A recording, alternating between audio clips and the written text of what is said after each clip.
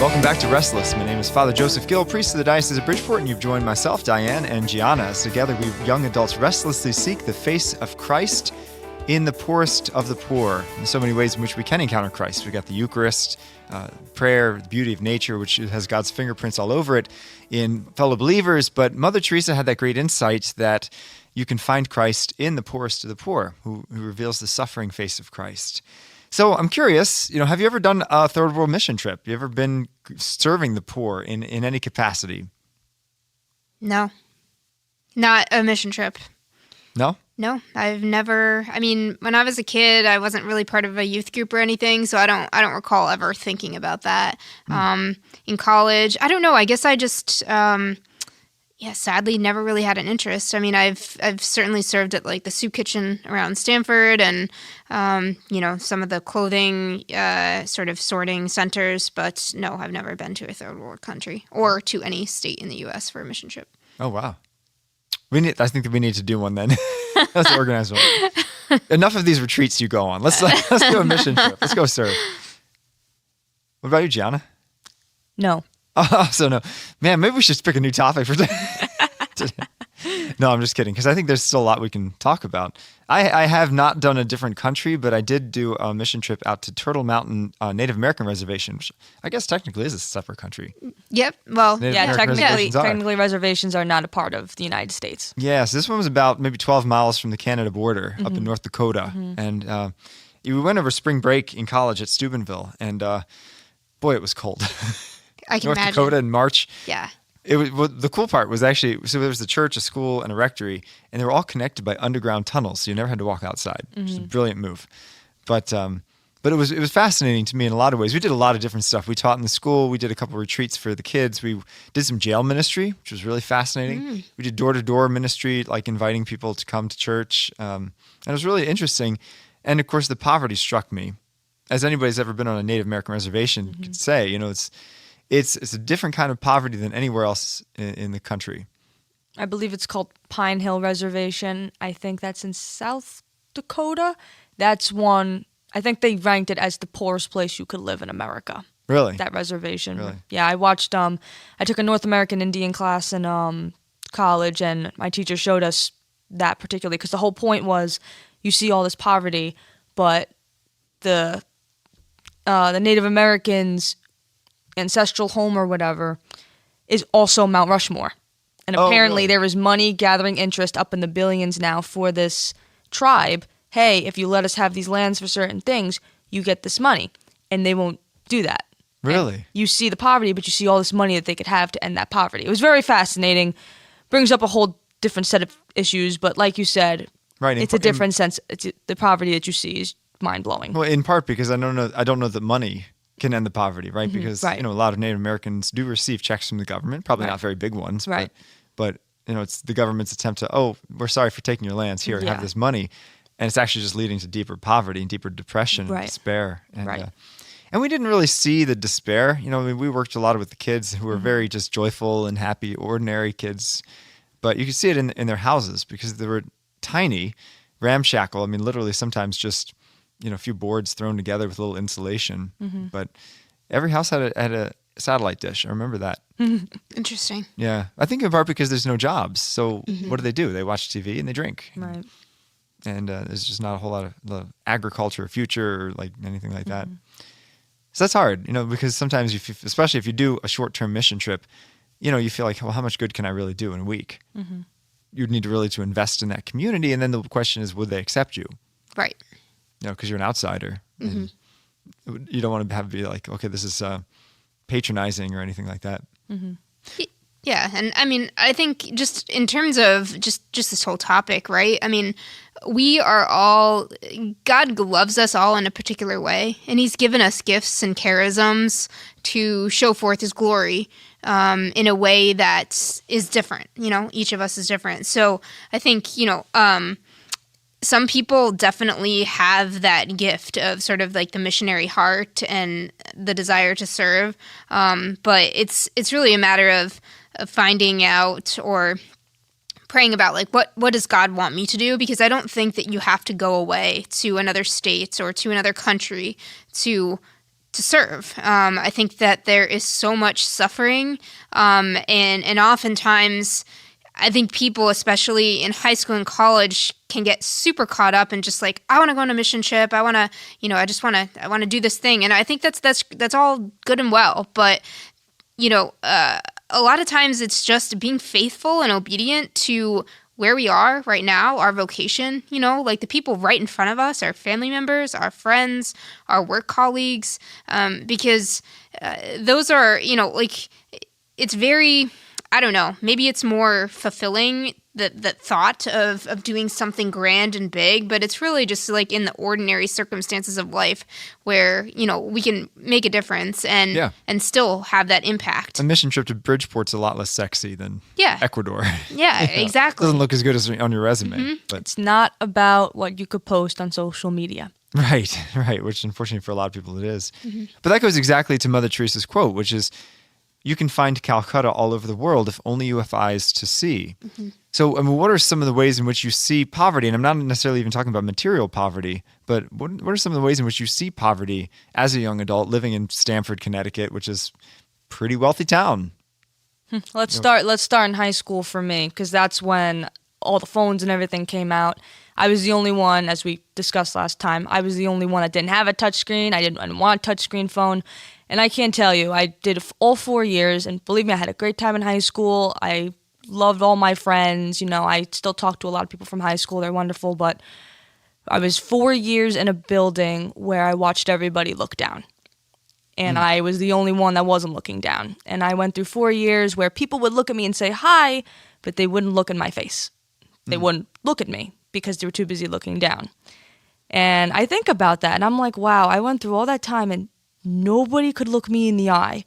Nobody else was living life right there, right then. No one was looking at this part of our lives like I was. Yeah. Everyone was distracted with the phone. And I knew that they weren't seeing it like me. And in that way, I saw suffering because they were completely, not aware of it. And don't get me wrong, after college, when I got to meet up with all of them again, oh my God, they were looking me in the eyes. They were talking to me, and it was beautiful. It was wonderful. And I was just like, why couldn't this have happened in the 4 years we were in high school together? And that way, I see the suffering of people in my own age group. Nobody's living for now, in the now, and nobody looks in each other's faces. Yeah, I'm part of that's a maturity thing. But imagine, I'm sure that there were a lot of very lonely people in that high school who could have used a friend. Oh, yeah. Who didn't have one because they were sucked into social media. Yeah. That's definitely a type of poverty, without a doubt. In fact, Mother Teresa, when she came to America one time, she was given a tour of one of the finest nursing homes in our country. But she noticed that no one was smiling. They had great TVs and, beautiful rooms and everything. And she said, why is no one smiling? She said she was told because nobody comes to visit them. And from that, she concluded that America is poorer than Calcutta. I mean, I definitely agree with that. I think, to your point, Gianna, social media has just wreaked havoc. Social media in particular, because people are just, basically looking for affirmation in all the wrong places, which is stemming from a problem mainly due to like lack of God in their lives, because they're looking for love and to be affirmed, right? And that's a desire written on the human heart, but it's a desire that only God can fulfill. And I think social media is just, especially for young people, it's there are so many filters. You can make your life look pristine and perfect, and the people who are posting those things are often the most unhappy. Seeking the attention, seeking likes, as opposed to actually going out and forming real relationships. And to Gianna's point, kind of living, the sacrament of the present moment, where we're being present to kind of where God has called us today, as opposed to thinking about the future or focusing on sort of, comparison and what our neighbor is doing, all of those things. And I think it's led to a ton of unhappiness because people don't have real friends. They're just in their phones all the time. I mean, it makes me so sad. It's not just young people. It's parents. I go into a store and they're not paying attention to their kids because they're looking at their phones. So, it's not just the kids. It's the culture. And, we live in a day and age too where we have instant access to TV, movies, all these streaming things. People have more than one TV to watch all the streaming things. Yeah. So I mean, it's people are just it's like this culture of consumption, such that we're never really like taking time to be silent, be with God, and that is led to so much anxiety and depression. We saw that come out during COVID, right? When they shut everything down. Yeah. All of these sort of, I don't know, girls developing eating disorders, guys just, pornography, all this stuff that is a result of just this basically living in a fake world. Yeah, very much so. Very much so. I mean, there's definitely a lot of different poverties. Two that come to mind for me, of course, is abortion. Mm-hmm. In the fact, and Mother Teresa said it's a poverty that that a child must die so that we can live as we wish. Mm-hmm. And that's something that in a civilized country, it's mind-boggling that it can even exist. And I'm certain that in the future, God willing, soon, it'll be unthinkable. And I know Roe vs. Wade have been overturned, but there's still so much work to be done. Well, I hope so, because I went out to Stanford to pray in front of the abortion clinic for the 40 Days for Life, and within the 5 minutes of being there for my first time, got honked and the finger from someone driving down, 5th Street. So only once? That's not too bad. It was only once, but yeah. Usually I get more disapproval. But you know what I mean? Like, it's just, it's a shame that people just have become so callous to think that this is a right to kill a child. Yeah, I mean, it's a type of poverty. A living human being. It's unbelievable. The other one that comes to mind that maybe it's because I had been assigned to an inner city parish for 3 years is that immigrants really do suffer a great deal. And whatever people's view politically on the immigration question, I mean, there's certainly a lot that needs to be done to reform the system and make it make it more human based, not as political. But there's a lot of people who are really just struggling just to try to make a better life for their family. And I think, there's a lot of systems that try to enslave them in slavery to the material goods. And that was one thing I saw a lot was the pressure for immigrant parents, to have their kids fit in was the pressure of materialism. Mm-hmm. So if the kids want to fit in, they have to lose their Catholicism, lose their culture, and get the Nikes and the smartphones and be just like everyone else. And that's a poverty too. Definitely. Not only do they sometimes struggle to put food on the table, but like the pressure to continue to buy stuff for their kids to... Yeah, and it comes from, other parents who they're surrounded by, but also, like, their kids are subject to, unfortunately, bullying is real. And, so these kids are experiencing kind of just a lot of wounds. And when you're young and not really formed, like you can give into that peer pressure. So, I mean, we've talked about a lot of different problems just in our own local communities. The problem of being kind of disconnected from one another through social media. Like, what do you think is your Calcutta? Where are you called to serve? Where are you called to make a difference in this world? Bridgeport, Connecticut. Tell us why, and what are you doing to make a difference there? Well, I work in that courthouse, and what I saw the first week when I learned, and I knew this, when I knew being an office clerk in the civil clerk's office, you have to deal with family cases, meaning divorce, I immediately was like, oh no, I can't do that. That's like against like what I believe. Like I can't touch that, because I personally have felt that I am helping these people make these decisions to destroy their lives and everybody else's lives. And the first week I was there, I touched my first divorce, and I just felt my stomach like sink. Like I felt so sick to my stomach. And the worst part was, I said to myself, you're feeling this way now, but I bet you it's just going to be like nothing, which is going to make the whole thing worse for me. It's going to be like nothing. It's going to be like any other day, which is what it's turned into. And I've shared this with everybody. I went to confession, and I told the priest, and he said, Gianna, this isn't something you need to confess. These people made these decisions long before they came to you, so don't think you are involved in their choices. You're not. This is just where you are in the world. Yeah. So where I'm called to serve is these people already are angry enough, or these people think that everybody's against them already, or these people are just ready to just like hack your head off, right? My thing is I'm God's child, and I approach this not by saying I'm the woman on the other side of the window, not I'm in this part of society and you're on this part of the society and this is what my job is. I've looked at it as You are my brother and sister in Christ, no matter how low you may be and how sickening the situation is. You are my brother or sister in Christ, and I will treat you like I would treat anybody. And I see some people that are just either taken aback by the kindness, forget in an instant their anger, or people that have just genuinely said to me, thank you.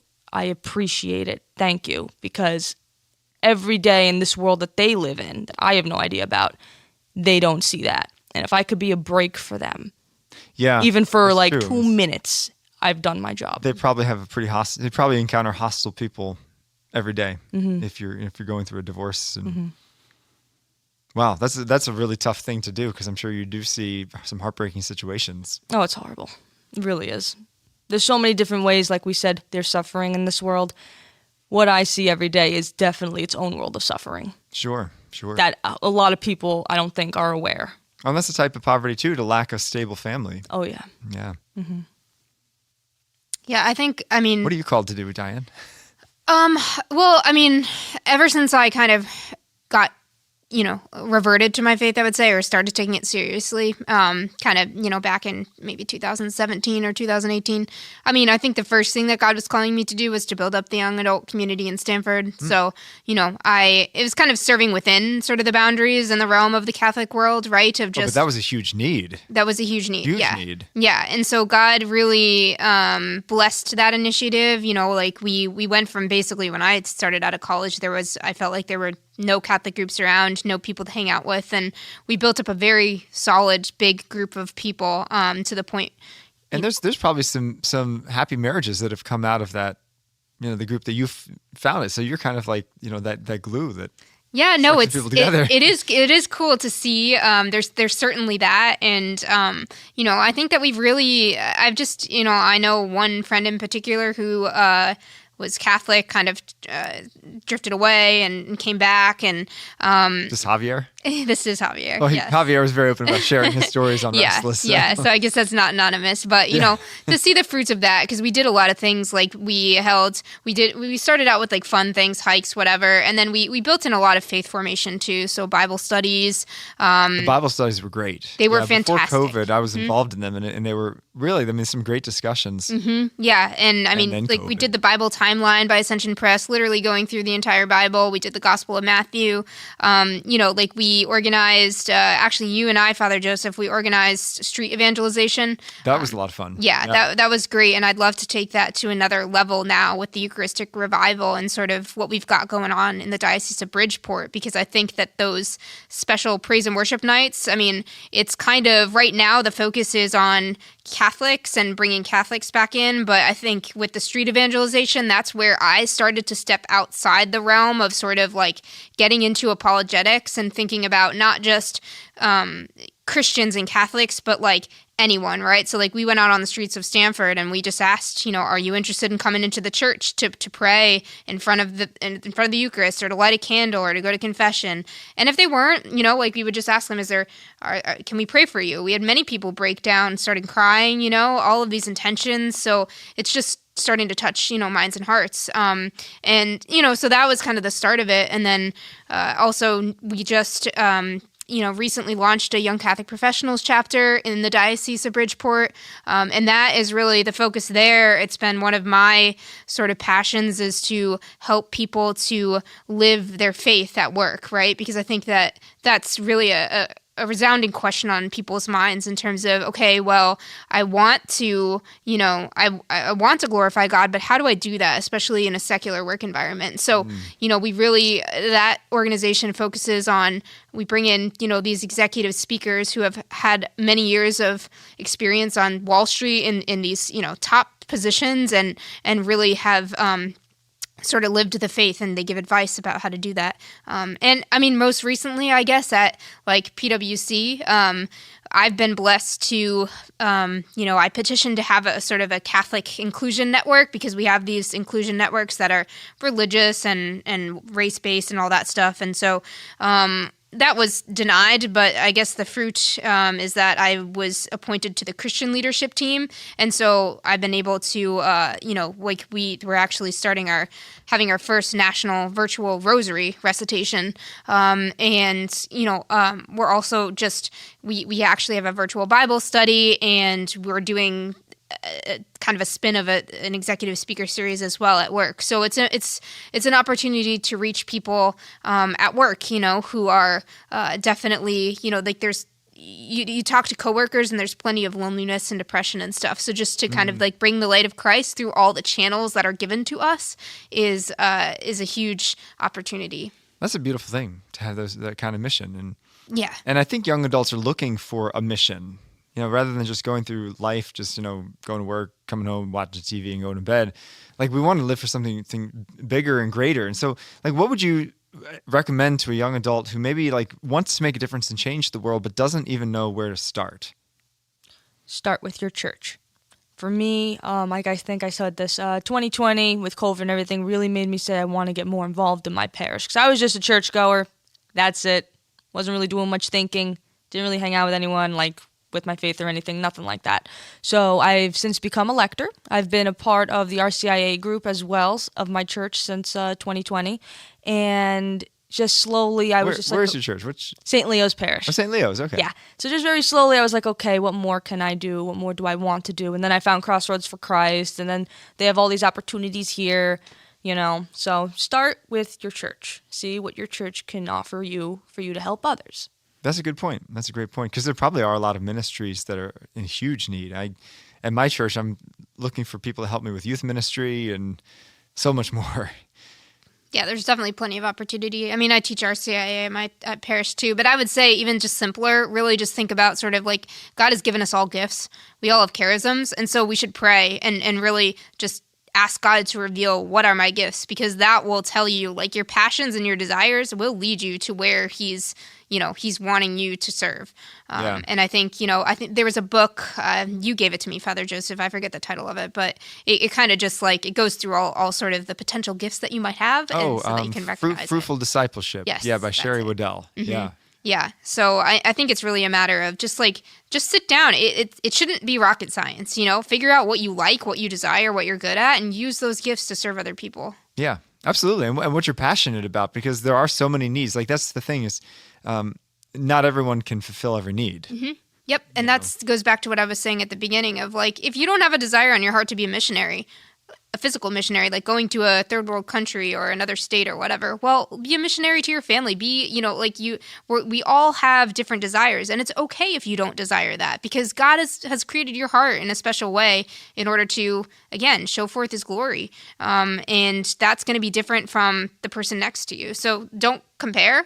At the same time, don't be afraid to get outside your comfort zone. That's correct. Right? Because I mean, I remember when I was a senior in college, I had extra time, so I was like, yeah, I'll volunteer at a soup kitchen. Mm-hmm. And that was the first time I'd ever worked directly with the poor and with the homeless. And it was an eye-opening experience and hard, because I was like, I've got nothing in common with you. But I was told by the owners, they're like, okay, once you're done serving, you have to go sit with the people and talk with them. Yeah. Because that's really what they are looking for, is just that human contact. But I'm like, what do I talk about other than the weather? Because what do we have in common? Not a whole lot. And at the time, I was much more introverted than I am now. Mm-hmm. So I was like really struggling at times. And I mean, luckily, the number one thing that people like to talk about is themselves. Mm-hmm. So you just ask a bunch of questions, Just be a good listener, right? Yeah, just be a good listener. And some people, they just need someone to acknowledge their humanity, especially when you're homeless. Yeah. But to your point, like we basically build courage by doing courageous things, so just like get out there and do it and pray for the gift of fortitude. Yeah. And I think you'll find what doesn't work for you too. Like, for sure. There was one we did when I was at a seminary for one parish. They did this high school thing where they would do a different service project every day for a week. Mm-hmm. And I just remember, like, one was to work with people with mental disabilities. And I found that so immensely draining and difficult. I was like, this is not my calling. Mm-hmm. But I felt really bad about that. I was like, but shouldn't I love serving the poor? And so I brought that to my spiritual director, and he's like, no, it's okay if you don't necessarily jive with a certain ministry. Exactly. And I mean, there are other ways that we can do things, right? So like, if you don't feel called to be a third world missionary, well, you can still donate to your local soup kitchen or to the homeless shelter and, things like that to help your community. So it's not like an out of, I don't have to do anything, but it's just figuring out sort of like where can I best use my gifts, to bring Christ to the world. Yeah. I mean, to end this on the funny note, like, I really enjoy cooking. So I was like, oh, maybe there's a way I could cook for people who are hungry. So I knew my coworker worked for a homeless shelter. I'm like, hey, do you guys have chefs or anything like that, cooks? And she goes, yeah. If you're interested, here's the number to the manager of the homeless shelter. And, I just got scared, and I just said, I don't think this is my time, at least not yet. And she said to me, are you going to do it? Like, did you ever look into it? And I said, no, I was just thinking, I just don't want to meet any ungrateful people. And she said to me, but Gianna, you already work with ungrateful people every day. And I said, oh, yeah. Ungrateful people, yeah. And I would imagine they're probably the most grateful people. I mean, you're serving them a free meal. It's hot and probably delicious. Right. So she's like, what's the harm? You already work with people. Well, how worse could it get? I'm like, oh, good point. Yeah. So not for now. My calling's not to that just yet. But that's just a funny thing of like, or just a way you can think of like, how you can give back to others. And I connected it with something that I liked. So good. And then, so did you do it? No, I still haven't done it. Oh my goodness. Come on, Gianna. Well, see, God might be trying to teach you a lesson through that too, of just we come in with these sort of stereotypes and visions of what something's going to be. And often we're humbled through those experiences. So you should go out and do it. You definitely should. Yeah, because I think you're so right. Like when you get to know people under the skin, they're all kind of the same. Yeah. Like we all have the same hopes and desires. And probably the toughest mission I ever did was when I was in college, another semester, I was required in part of the seminary training program to do some sort of ministry. And so I did, when I lived in Rome, I did this ministry where I worked with soup kitchen for Muslim immigrants from like I don't know if they're like Afghanistan or Syria or somewhere in that area, and they would immigrate to Rome and look for jobs and everything. And it was really interesting. I mean, we spoke no common language whatsoever, but just through, kind of like the service and through, kind of like making sign hand gestures and things, you realize that they're people that have hopes and dreams, and the people that have families and with loves and struggles. And they couldn't be more different than me. They're Muslim, they're foreigners, but they're still humans. It's a good reminder. It is a good reminder, because even those people in the homeless shelter, they're still the same people that you work with every day, just down on their luck in some respects, Well, thank you for joining us in this episode of Restless. My challenge for you is to, sorry, my phone is ringing. I hope you can't hear that. My challenge for you is to find your Calcutta, because everybody has gifts that they're meant to give away. We cannot keep our life to ourselves. It's meant to be laid down for others. So look at your gifts and talents, look at your passions and the needs of the world around you, because you have a calling, it's necessary. So reach out with the hands and feet of Christ. You can find us on Veritas Catholic Network, 1350 AM and 103.9 FM, and wherever you get your podcasts. Tune in next time. Hey everybody, this is producer Matt. If you liked this week's episode of Restless and want to help the show grow, please rate us, review us, and subscribe on your preferred platform. God bless.